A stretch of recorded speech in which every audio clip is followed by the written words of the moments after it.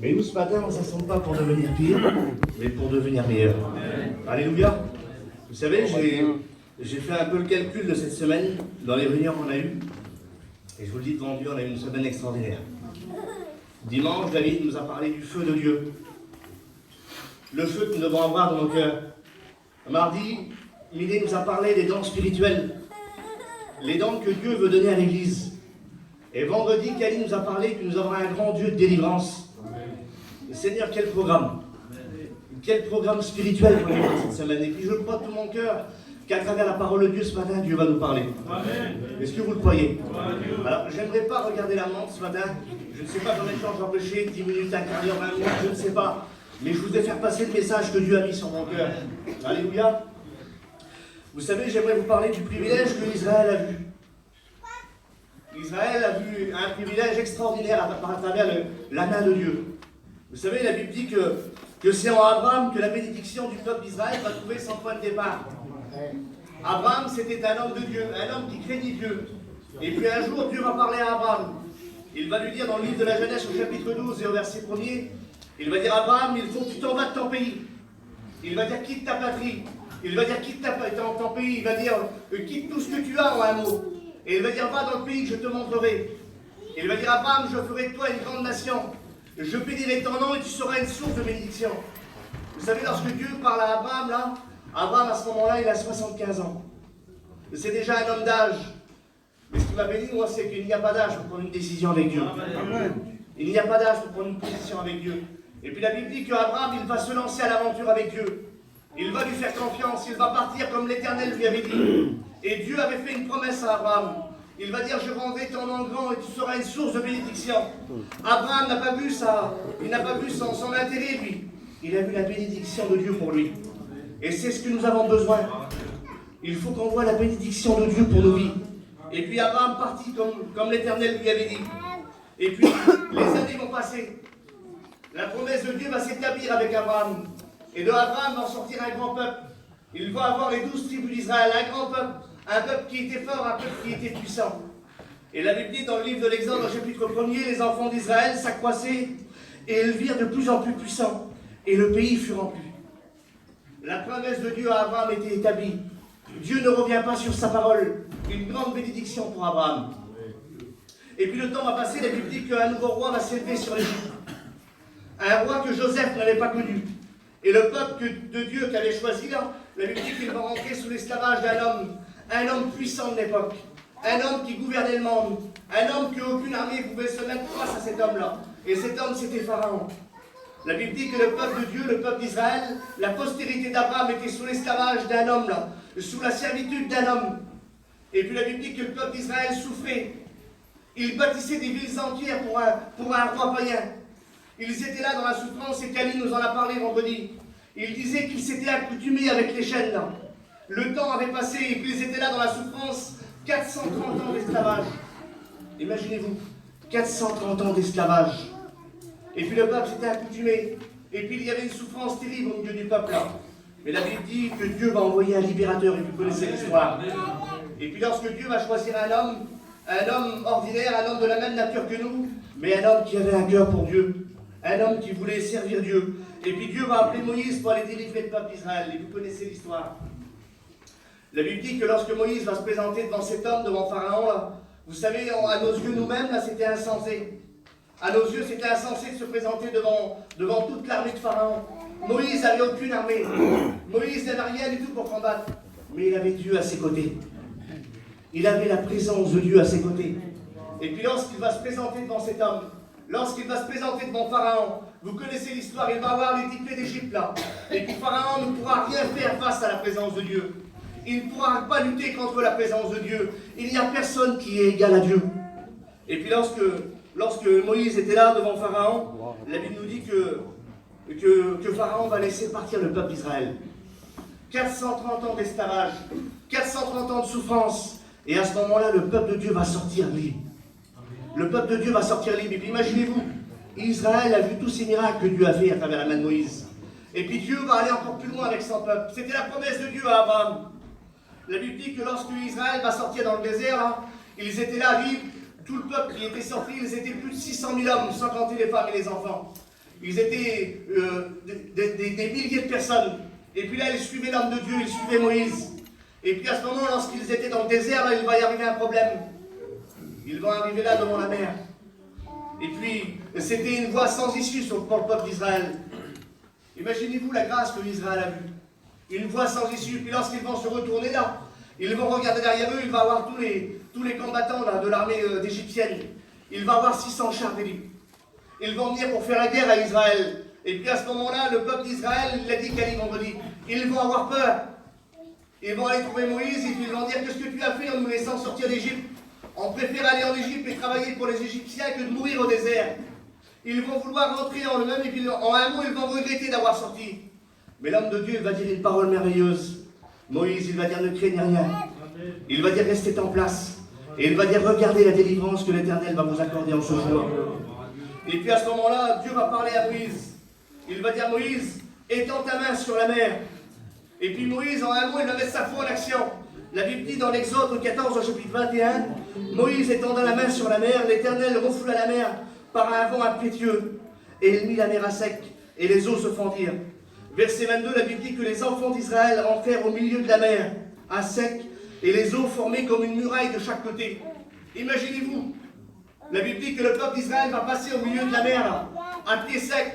La Bible dit qu'il y avait 2 murailles de chaque côté qui étaient là, à côté d'eux là.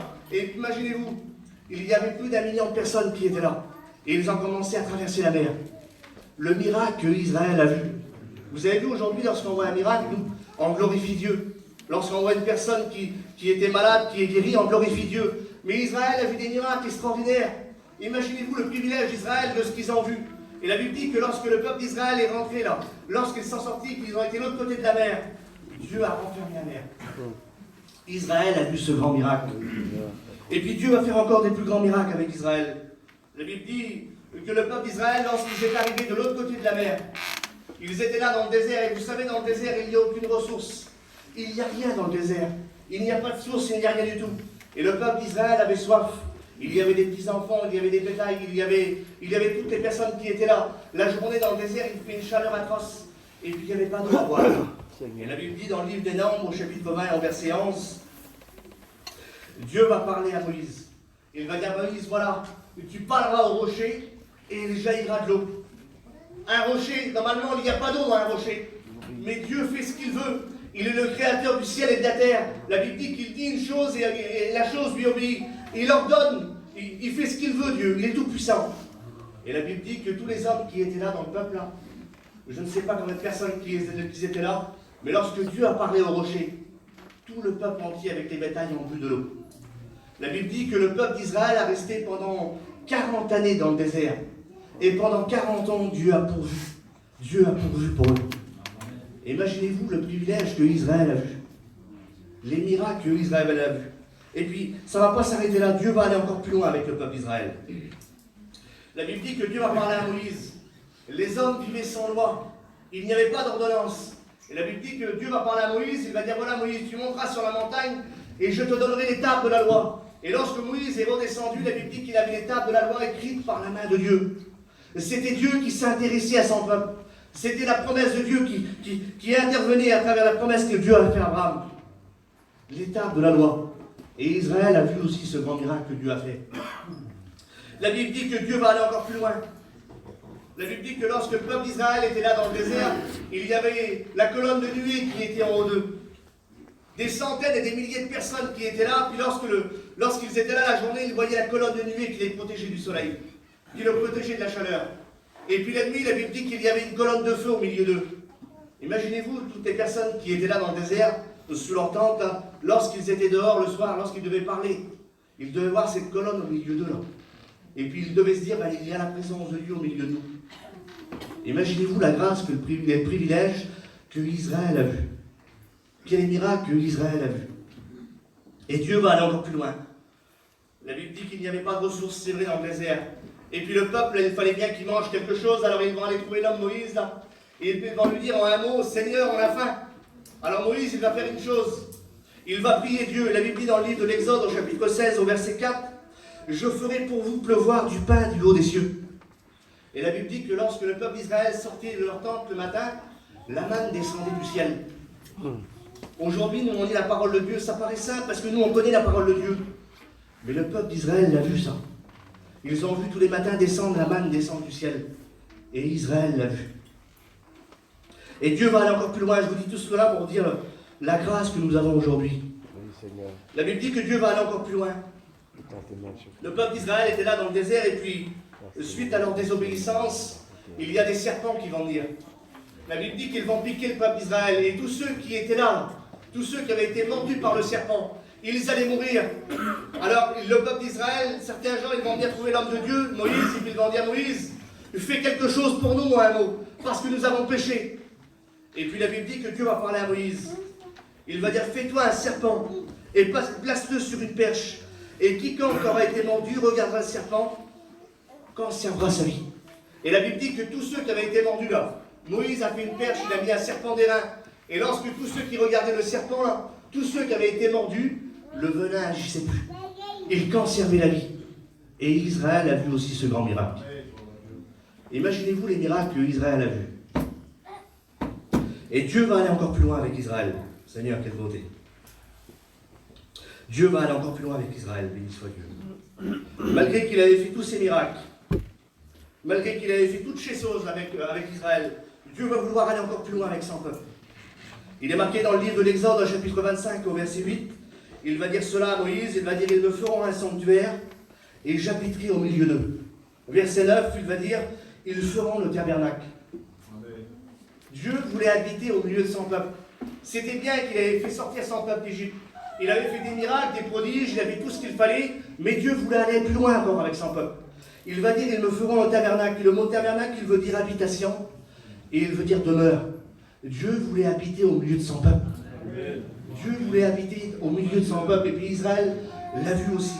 Alors ils ont fait le tabernacle, Dieu a établi des hommes, il y avait un homme spécial qui devait se présenter en faveur du peuple tous les ans. C'était le sacrificateur, et vous savez, le peuple avait grandi dans le désert. Ils étaient entre 2 et 3 millions dans le désert, et puis il n'y avait qu'un seul homme qui pouvait rentrer dans la présence de Dieu. Imaginez-vous le désir du peuple d'Israël qui était dehors de la tente d'assignation, dehors du tabernacle. Il devait se dire, mais comment c'est dans la présence de Dieu? Il ne pouvait pas entrer dans la présence de Dieu. Il n'y avait qu'un seul homme qui pouvait se charger du péché du peuple pour offrir le sacrifice. Et Dieu a voulu aller plus loin avec son peuple. Vous savez, si Moïse a été choisi pour sortir le peuple d'Israël de l'esclavage, la Bible dit que Jésus-Christ a donné sa vie pour nous sortir du péché. Si la mer a été ouverte devant le peuple d'Israël pour passer à pied sec, la Bible dit que Jésus-Christ a monté à la croix pour donner sa vie pour nous faire passer de la ténèbre à la lumière et de la mort à la vie. Si dans le désert, le peuple d'Israël buvait de l'eau du rocher qui sortait là, la Bible dit que Jésus-Christ a été pour nous la source de la vie. Et si Moïse a monté sur la montagne pour recevoir les tables de la loi, Jésus-Christ a monté à Golgotha pour nous offrir la grâce. Et si la manne est descendue pour Israël, descendue du ciel pour nourrir le peuple qui était là, Jésus-Christ était lui-même le pain descendu du ciel pour nous. Si le serpent d'airain a été élevé dans le désert afin que les hommes pouvaient conserver la vie, Jésus-Christ a monté à la croix pour nous donner la vie éternelle. Et si Dieu a donné l'ordre à Moïse pour construire le tabernacle pour habiter au milieu d'eux, Dieu a voulu habiter dans nos cœurs. Et c'est de cela que je voulais vous parler. Si Israël a fait des miracles extraordinaires avec Dieu, si Dieu voulait habiter au milieu d'eux, si Dieu avait dit, je voudrais habiter au milieu de vous à travers la présence de Dieu, à travers la Shekinah, à travers le tabernacle, Dieu a prouvé son amour envers nous. Il a voulu habiter dans nos cœurs. Vous savez, lorsqu'on part en mission, moi je pars avec un groupe, ça fait 9 ans que je pars avec eux. Moi les garçons de la mission, là, je les connais bien, ça fait 9 ans que je pars avec eux. On est ensemble, on est à côté, on est même face à face l'été. On est à côté. J'habite à côté d'eux, moi. Et Dieu voulait habiter au milieu de son peuple. Mais vous savez, mes copains que moi que j'ai dans la mission l'été, ils n'habitent pas chez moi dans mon camping. Chez moi dans mon camping, c'est plus intime. Il y a des gens que j'aime dans la mission, ça fait 9-10 ans que je pars avec eux. C'est des gens, c'est des frères en Christ, je travaille avec eux, je les aide de tout mon cœur. Mais le privilège le plus important, moi, c'est mon foyer. C'est ma compagne, c'est les enfants. Le foyer, c'est quelque chose de plus intime. Et c'est ce que Dieu a voulu faire avec nous, son Église. Il a voulu habiter dans nos cœurs. Vous savez, dans la parole de Dieu, il y a plein de préfigurations dans l'Ancien Testament. Et Dieu avait parlé à travers les textes de l'Ancien Testament. Dans le livre de Michée 7 au verset 4, il est dit comme ça, que le meilleur des cœurs de l'homme, le meilleur des hommes qu'il y avait, le plus droit des hommes, il est marqué comme ça, que son cœur il est comme une rance, et le plus droit est comme un puissant d'épine. Une rance et un puissant d'épine, c'est pas terrible. Il n'y a rien de beau dans une rance et un puissant d'épine. Mais cela, il met l'accent à l'amour que Dieu a eu pour nous. On ne méritait pas la grâce de Dieu. On ne méritait pas la présence de Dieu. On ne méritait même pas le salut. On n'avait pas accès au ciel. On ne pouvait pas prier Dieu, nous. Mais Dieu nous a aimés.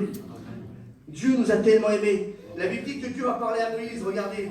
Elle nous préfigure la présence de Dieu. Dans le livre de l'Exode, au chapitre 3 et au verset 2. Rappelez-vous, le cœur de l'homme est semblable à un puissant d'épine. Dieu parle à Moïse et puis David en a parlé dimanche. Il va dire comme ça, l'ange de l'Éternel lui apparut dans une flamme de feu au milieu d'un buisson qui ne se consumait pas.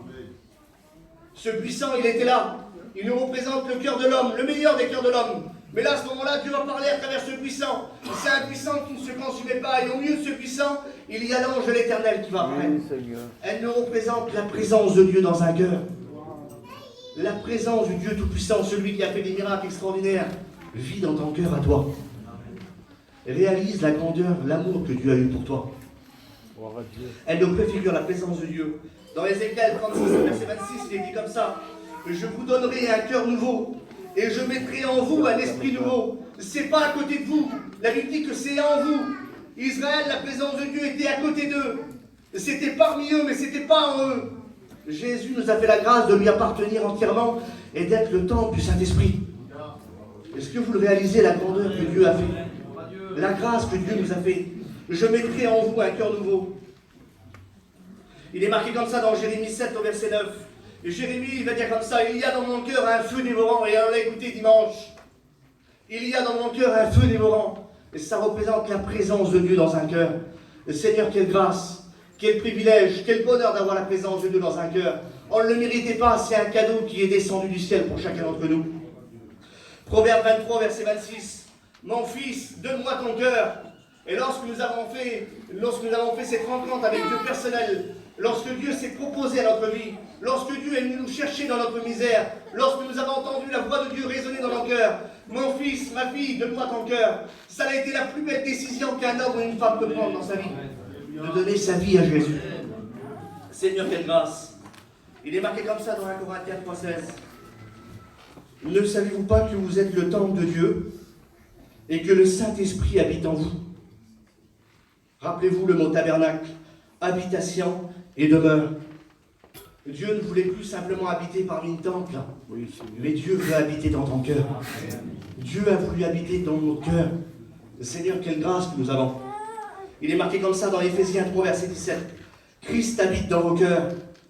Comment, Seigneur, que le grand Dieu que nous avons, le Dieu créateur du ciel et de la terre, celui qui a fait des grands miracles extraordinaires, celui qui a lit la parole de Dieu, et que notre pensée à nous, elle est dépassée. Comment qu'un grand Dieu comme ça peut habiter dans nos cœurs, oui? Il habite dans ton cœur ce matin. Et puis bien souvent, lorsque l'ennemi vient à ta vie, il te dit, regarde, tu n'es pas capable. Regarde, c'est pas possible pour toi. Regarde, tu n'y arriveras pas. C'est la voix de l'ennemi qui résonne souvent. Et à cause de ça, tu n'y arrives pas à avancer avec Dieu. Mais Christ habite dans ton cœur. Lorsque Moïse s'est présenté devant Pharaon, là, c'est vrai qu'il n'avait pas une grande armée, mais il avait le Dieu d'Israël à ses côtés. Il avait le Dieu d'Israël, le Dieu de miracles. Seigneur, quelle grâce que nous avons. Et lorsque Jésus il passe dans l'évangile de Luc au chapitre 19, le verset 5, il va voir cet homme Zachée là. Et cet homme qui vivait selon le train de ce monde, cet homme qui avait des passions, cet homme qui nous ressemblait en un mot lorsque nous n'étions pas chrétiens. Il a fait cette invitation à Zachée. Il va dire, Zachée, il faut que je demeure dans ta maison. Jésus ne parlait pas de la maison qui a été bâtie là, par des pierres, mais il parlait de son cœur. Il va dire, Zachée, il faut. Et le mot il faut, c'est un impératif. Il te faut la présence de Dieu à tout prix ce matin pour aller au ciel. C'est un impératif, tu ne peux pas rester loin de la présence de Dieu. Il faut que je demeure dans ta maison. Il le faut. Seigneur, quelle grâce. Alors nous sommes le temple du Saint-Esprit. Nous sommes la maison de Dieu. Nous sommes le temple du Saint-Esprit. Jésus vit dans nos cœurs. J'aimerais te le dire ce matin. Quelle grâce que tu as d'être le temple du Saint-Esprit. Seigneur, quelle beauté. Et puis il y a un texte dans la parole de Dieu. Dans l'évangile de Matthieu, au chapitre 1, 21, et au verset 12. La Bible dit comme ça. Jésus entra dans le temple, et il chassa tous ceux qui vendaient, et il renversa les tables. Si nous sommes le temple du Saint-Esprit, la Bible dit dans le livre de l'Apocalypse, au chapitre 1er, au verset 14, que ses yeux à lui, elles sont comme une flamme de feu. La Bible dit que le regard de Dieu s'en sont tous les hommes. Il sonde nos cœurs et nos reins. Il connaît nos pensées. Le mot n'est pas encore sur notre langue, il le connaît déjà. La Bible dit que Dieu a fixé une limite à la mer et la mer lui obéit. Une limite aux montagnes et les montagnes lui obéissent. La Bible dit que Dieu est omniscient, omniprésent, omnipotent. Il peut tout, il croit tout et il connaît tout. Il peut tout faire, Dieu. Alors il nous connaît par cœur. Et si nous sommes le temple du Saint-Esprit, si nous sommes l'habitation de Dieu, si ses yeux à lui, ils sont comme une flamme de feu, Jésus regarde ta vie ce matin. Et le texte dit comme ça. Jésus entra dans le temple. Et j'aimerais que tu t'images un petit peu. J'aimerais que tu fasses un petit examen de ta vie. Si Jésus vient ce matin et il regarde ta vie, la Bible dit que Jésus entra dans le temple, il chassa tous ceux qui vendaient et il renversa les tables. Et vous savez, la table au milieu d'un foyer, c'est une chose terrible. Le matin, pour les hommes, on va faire notre travail, les femmes font leurs affaires, peut-être que les hommes, ils ont travaillé, ils rentrent un petit peu plus tard, les enfants, ils vont se promener, peu importe. Mais la table, c'est une chose importante dans un foyer. La table, elle nous représente la communion. La table, lorsqu'on est parti chacun de notre côté, là, la table, c'est là où on se réunit. La table, vous savez, lorsqu'il y a des invités, bientôt, là, c'est les jours de Noël, peut-être qu'il y a des personnes qui ont invité des personnes autour d'eux. Et puis lorsqu'on a un invité, on essaye de lui apporter ce qu'on a de meilleur. On essaie de le mettre à la place, au numéro 1, là. On essaie de lui donner ce qu'on peut pour lui montrer que c'est lui l'invité. Et n'oubliez pas qu'un jour, Jésus a été l'invité dans notre vie. On l'a laissé entrer dans nos cœurs. Il est venu habiter dans notre cœur. La Bible dit que Jésus entra dans le temple et il renversa les tables. Lorsque tu as accepté le Seigneur, la table était là dressée dans ton foyer. Lorsque tu as accepté Dieu dans ta vie, sur cette table, qu'est-ce que tu mettais? Tu mettais la communion, tu mettais la prière, tu mettais la paix, la joie, le bonheur, tu mettais les moments de lecture, les moments de mise à part, tu mettais les moments de jeûne, tu mettais les bénédictions devant, tu mettais le désir que tu avais pour Dieu. Et lorsque Jésus venait à table spirituellement dans ta vie là, alors il regardait cette table, il était fier de toi. Il était content de toi. Il était fier parce qu'il y avait des bonnes choses sur cette table. On essaie de mettre les meilleures choses sur une table aujourd'hui, nous. Mais lorsque Jésus, la Bible dit qu'il est le chef et il est le consommateur de notre foi. Et lorsque Jésus venait se mettre à table devant toi là, il prenait plaisir à la table que tu avais devant lui. Mais voilà, avec le temps, peut-être que dans ta vie, il y a eu d'autres invités. Avec le temps, peut-être que dans ta vie, il y a eu d'autres personnes qui sont venues dans ta maison. Il y a eu d'autres personnes et à cause de cela, il y a d'autres choses qui sont rentrées sur la table. La table était venue trop petite. Et puis, vous savez, la Bible dit comme ça, dans le livre d'Ésaïe, au chapitre 49, au verset 20. Il est marqué comme ça, l'espace est trop étroit pour moi. Fais-moi de la place pour que je puisse m'établir. Et si Dieu viendrait chez toi ce matin, et il te dirait, voilà, avant j'étais le premier à table avec toi. C'est moi qui avais la communion avec toi, c'est moi qui parlais avec toi. Mais aujourd'hui, il y a autre chose, il y a d'autres personnes, des personnes qui ont pris la place dans ta vie. N'oublie pas que tu es le temple du Saint-Esprit, que Christ habite dans ton cœur. Dieu veut toute la place, la Bible dit dans Matthieu 4 au verset 10, tu adoreras le Seigneur ton Dieu et tu le serviras lui seul. Mais avec le temps, il y a des choses qui sont rentrées dans ta vie. Avec le temps, il y a des autres invités qui sont venus. Et ils te t'ont proposé des choses. Et à cause de ça, il n'y a plus la communion sur la table. À cause de ça, il n'y a plus la prière sur la table. À cause de ça, il n'y a plus la vie spirituelle, il n'y a plus cette vie cachée, il n'y a plus cette intimité avec Dieu. À cause de ça, les valeurs que tu avais auparavant, il n'y en a plus. La Bible dit que ses yeux, elles sont comme une flamme de feu. Et ce matin, ce n'est pas un jugement, mais j'aimerais que tu réalises que ce que Dieu a fait pour toi. Jésus entra dans le temple et il renversa les tables. Qu'est-ce qu'il y a sur la table de ton cœur à toi? Qu'est-ce qu'il y a sur la table de ton cœur? Ésaïe 49, 20. L'espace est trop étroit pour moi.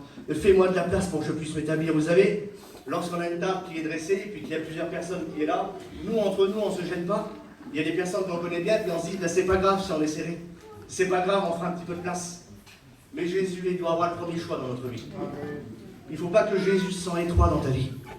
il faut que tu lui laisses une grande place. Gloire à Dieu. Il faut que tu lui laisses une place. Et puis vous savez, un jour, on était aux écoles publiques, et puis j'avais vu une chose, ça m'avait béni. J'avais été chez Glazo la journée, pour lui demander s'il voulait pour l'inviter pour manger avec les copains. Et lorsque j'ai frappé à la porte, j'ai vu que Glazo avait 2 ou 3 placards comme ça ouverts, et puis il avait des placards remplis de Bibles, des études, des concordances. Et puis lorsque j'ai ouvert la porte, moi là, j'ai vu que Glazo avait une place pour la parole de Dieu chez lui. Ça m'avait béni ce que j'avais vu. Je disais, Seigneur, quelle beauté. Et bien souvent, nous, on rouvre nos placards. Il y a plein de linge dedans. Puis la Bible, on la prend, puis on la met de l'autre côté là. Quelle place a la Bible dans ton foyer? Quelle place a Dieu dans ton foyer, dans ta vie? Tu es la demeure de Dieu. Vous savez ce que j'ai fait? J'ai rentré chez moi, j'ai jeté tout le linge et le placard. Et j'ai fait une place pour la parole de Dieu chez moi. Vous savez, il est marqué comme ça. Dans Ésaïe 49, au verset 20, je le relis. L'espace est trop étroit pour moi, fais-moi de la place pour que je puisse m'établir. Et le mot établir veut dire fixer un lieu d'habitation quelque part. Et c'est ce que Dieu veut faire. Il veut que ça soit quelque chose de fixe. Il ne veut pas que ça soit quelque chose de temps en temps. Il veut que ça soit constamment. Il veut que sa place soit une place de premier choix. La version, le Martin, elle veut dire comme ça. Ce lieu est trop étroit pour moi. Fais-moi de la place pour que je puisse demeurer. La version d'Arby, elle dit comme ça. Ce lieu est trop étroit pour moi. Fais-moi de la place afin que j'y habite. Et c'est ce que Dieu te demande ce matin. Jésus entra dans le temple. Et la Bible dit qu'il renversa les tables. Je ne sais pas ce qu'il y a actuellement sur la table de ton cœur. Je ne veux pas mettre de nom à ce qu'il y a sur la table, mais toi tu le sais. Tu sais ce qui t'empêche d'avancer avec Dieu. Tu le sais ce qui est venu et est entré dans ta vie. Tu le sais les valeurs que tu avais auparavant et que tu as perdues. Tu le sais ton état spirituel aujourd'hui que tu as. Tu le sais ce qui t'empêche là. Tu le sais les choses que tu n'en as pas besoin mais que tu l'as dans ta vie. Tu le sais ce que tu fais et puis que c'est toujours la même chose que tu demandes pardon à Dieu. Est-ce que tu voudrais que ce matin Jésus renverse la table de ton cœur? C'est possible pour toi parce que Jésus est là. La Bible dit qu'il entra dans le temple et il renversa les tables, béni soit Dieu. Et vous savez, j'aimerais lire un dernier texte avec vous. Et ensuite on va prier le Seigneur. Rappelez-vous que le cœur de l'homme est semblable à un puissant épine. La Bible dit dans le livre des Actes des Apôtres, au chapitre 28, au verset 3, la Bible dit que c'est Paul qui va arriver sur l'île de Malte. Et lorsqu'il va arriver, la Bible dit qu'il y avait des hommes qui étaient là, ils ont allumé un feu. Et puis Paul, il va vouloir faire quelque chose, lui. La Bible dit qu'il va aller, il va ramasser des broussailles. Et la Bible dit que lorsqu'il va prendre ces broussailles-là, et qu'il va s'approcher du feu, lorsque le feu va rentrer dans les broussailles, la Bible dit qu'une vipère en sortit, par l'effet de la chaleur. Le cœur est semblable à un buisson d'épines. Et j'aimerais vous le dire, pour que les vipères en sortent, il faut qu'il y ait le feu dans le cœur. Tant que nous sommes loin de la présence de Dieu, tant que les choses qui n'est pas spirituelles resteront à l'intérieur du cœur. Mais il faut que tu t'approches de Dieu pour que les vipères en sortent. Vous savez, une vipère, c'est pas une bénédiction. Mais Dieu veut mettre le feu dans ton cœur ce matin. Est-ce que tu le réalises que Dieu veut mettre le feu dans ton cœur? Alors vous savez ce qu'on va faire? On va prier le Seigneur. Quel privilège que tu as ce matin d'être dans la présence de Dieu. Je vous l'ai dit tout à l'heure. Il n'y a pas d'âge pour prendre une décision. La Bible dit que vaut mieux la fin d'une chose que son commencement. Peut-être que durant cette année, tu as eu des moments compliqués, des moments durs, des moments de souffrance. Peut-être que tu as eu des moments de découragement, des moments d'épreuve qui sont venus sur ta vie. Et tu te dis, Seigneur, cette année, elle n'a pas été terrible pour moi. Mais vaut mieux la fin d'une chose que son commencement. Il n'est pas trop tard pour repartir avec Dieu. Il n'est pas trop tard pour prendre une décision avec Dieu. Il n'est pas trop tard de dire, Seigneur, tu vois la table qui est dressée dans ma vie. Les choses que Seigneur, j'en ai pas besoin, mais qui sont là. Je voudrais que tu la renverses ce matin. Vous savez, les tables de l'époque, c'était des tables qui étaient lourdes. C'est vrai que la table de ton cœur, elle est lourde. Mais la Bible dit que tout pouvoir lui a été donné à lui. Lui, il a le pouvoir de renverser la table de ton cœur. Lui, il a le pouvoir, mais à une condition. C'est de le vouloir. J'aimerais qu'on puisse prier le Seigneur. Je vais demander à Tony qui est avec lui, Seigneur.